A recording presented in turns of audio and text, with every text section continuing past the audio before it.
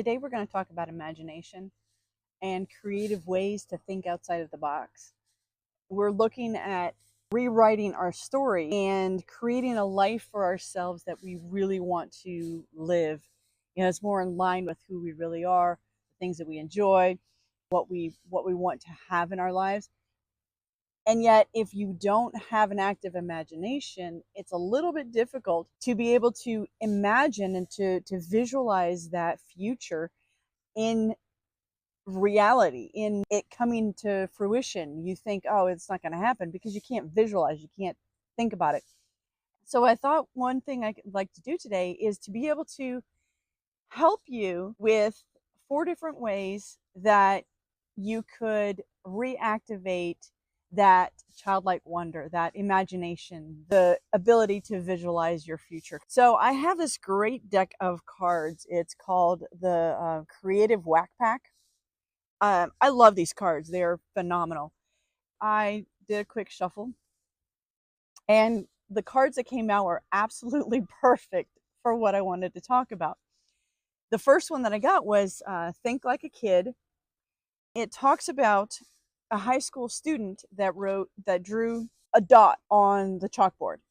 And he asked what the kids saw. And they said, well, it's a chalk dot on a chalkboard. He said, I drew the same thing for a group of kindergartners. And they came up with 50 different things that it could be. An owl's eye, a squashed bug, a cow's head. All of these creative imaginings that these kindergartners saw.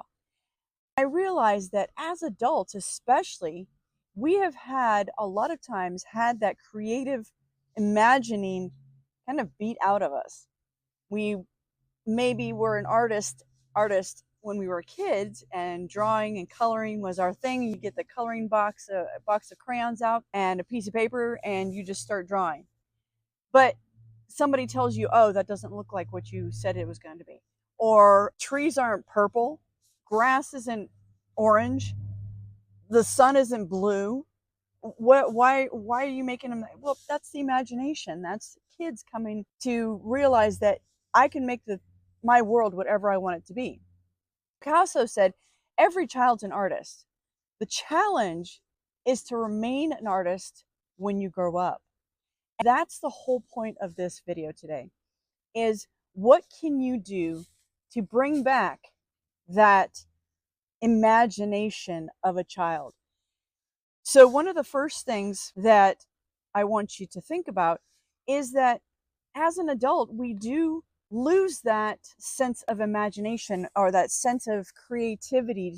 We think of ourselves as we're not artists, we're not creative. I've heard so many people say that they're not creative.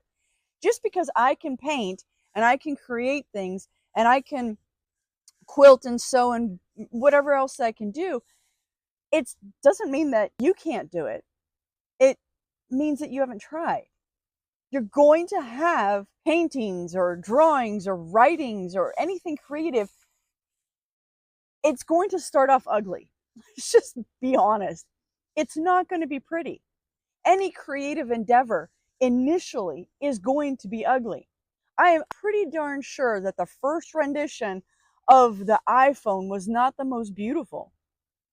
That said, one of the things that Steve Jobs did was make a point of making the Macs and the iPhones and all that really pretty. But my point is that I'm pretty sure that the first prototype, very first idea was like, okay, this is not the greatest. This is not the most beautiful. This is not what I'm thinking of. When you think of, somebody who's an artist who's been creating these amazing works of beauty, they didn't start out that way. They started off just like you and I. Yes, some people have some innate talent, but some people don't. They take the practice and the time, the 10,000 hours that it takes to hone a skill to be able to be better. We have to do that with our creativity, with our imagination. We have to hone that skill. So I was sitting out here waiting for a plane to go over before I started this video. And I'm watching watching the leaves fall. And as I'm watching the leaves fall, I'm imagining what it's like to be on that leaf and have it fluttering down, or another one was spiraling like a skydiver in free fall. And so I'm using my imagination, but that's because I practice. I do this all the time. I imagine what it's like to be a bird and flying above everything and being able to see the trees and the people. It's just, I would love to do that. But if I don't practice my imagination, I can't visualize it. I can't see that. The next thing is to be childlike, wonder about everything. I wonder how it feels to fly. I wonder what it feels like to be a tree. I wonder what it feels like to be able to leap buildings in a single bound. I wonder what it would be like to change my life. I wonder what it would be like to create a new story for myself. I wonder. When you've got a problem or a solution that you can't think of, start wondering. Start thinking about other ways of seeing that. So the other card that I got was don't force it. So where are you forcing it? Where are you, blocking that creativity, that imagination? Where are you stopping yourself from thinking outside of the box? Where you need to ease off and just give yourself some space to be able to breathe, to be able to allow for that creativity to seep in? Or are you rush, rush, rush, rush, rush, and not allowing for any of that quiet time? So the other suggestion is for you to have the creative solutions, to just think of other ways to come up with a solution to your problem. The next one is creative solutions to problems. Brainstorming. The card that I got for that was making a metaphor.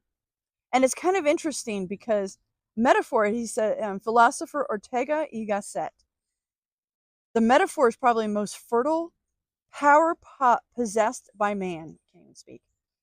The key to metaphorically think is comparing unrelated concepts and finding similarities between them. For example, what do a cat and a refrigerator have in common?